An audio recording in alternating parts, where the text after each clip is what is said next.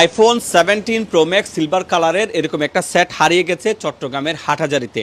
দেখেন তো 31শে মার্চ সকাল 10টায় হাটহাজারি বাস স্ট্যান্ড থেকে চারিয়া সিবিডব্লিউ ব্রিকফিল্ড এই এলাকার মধ্যে আপনারা কেউ আইফোন 17 প্রো ম্যাক্স সিলভার কালারের এই সেটটা পেয়েছেন কিনা? এই যে পাশে থাকা ইমতিয়াজ, এটা তার ফোন।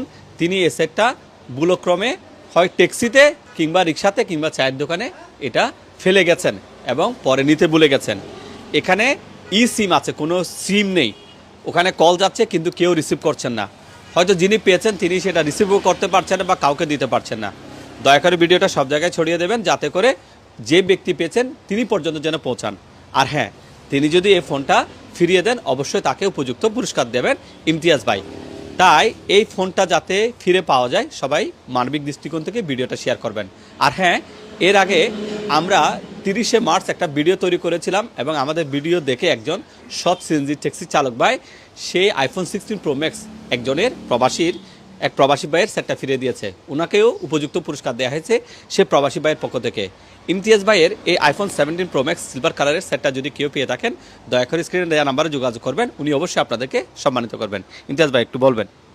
জি আসসালামু আলাইকুম। জি আমি হাটহাজার থেকে সারিয়া যাচ্ছি, সারিয়ার থেকে ব্রিক পেয়ে গেছিলাম মোবাইলটা। তখন সাত মার দিচ্ছি, পকেটে হাত দিয়ে দেখি মোবাইলটা হাতে নেই। এখন কেউ যদি পেয়ে থাকেন দয়মান, কেউ যদি পেয়ে থাকেন, এটা আমার শখের মোবাইল, কষ্ট করে নিয়েছি, যথেষ্ট পরিমাণ পরিষ্কার করব কেউ যদি পেয়ে থাকেন।